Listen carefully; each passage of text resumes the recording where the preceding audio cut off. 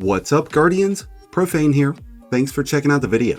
Alright, so today we're letting the cat out of the bag, and we're going over some huge spoilers towards the ending of Season of the Witch, and how it correlates with the entry of the final shape. So with that being said, if you don't want to know what's going to happen through the rest of this season, then you may not want to continue forward.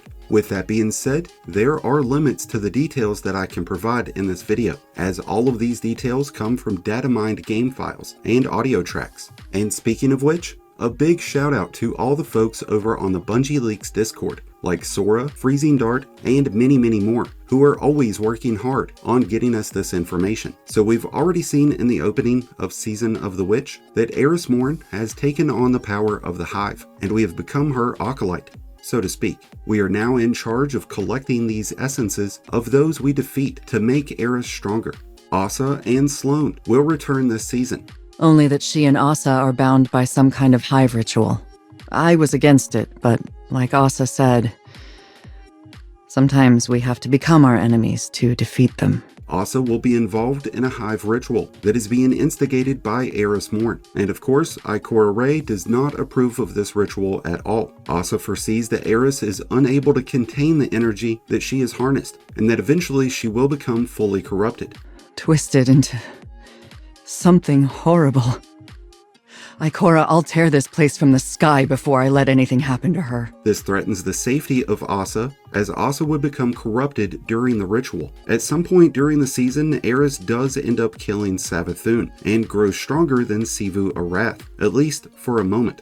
Savathun is presumably left dead, until she may be needed again in the future, pulling a little Hannibal Lecter on the old gal.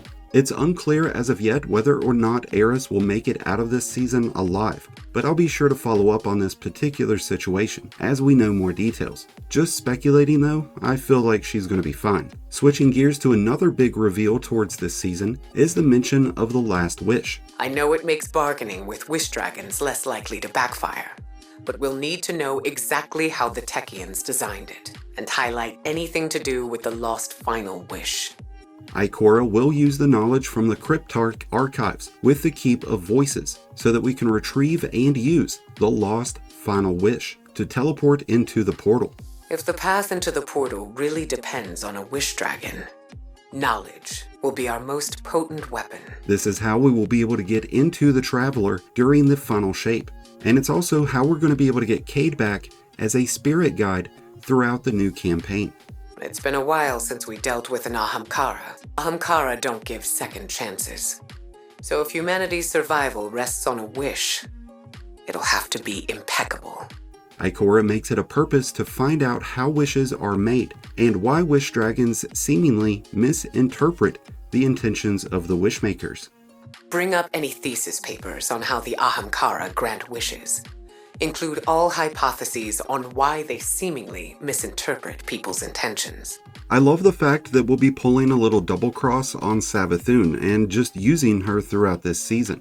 It has been several years that Guardians have been trying to figure out what the last wish is. So to see Bungie finally incorporate that into the current story, well, it's absolutely amazing. And it really goes right along with the theme that they're going with for Final Shape, bringing all of the story of light and darkness to a big conclusion. And I think before it's all said and done, we will finally get to revisit our graves. But Guardians, what are your thoughts on all of these details and how Season of the Witch is going to go? Let me know down in the comments below. Thank you for checking out today's video. If you enjoyed, found it helpful, then be sure to hit that like button below, along with the subscribe button if you're new.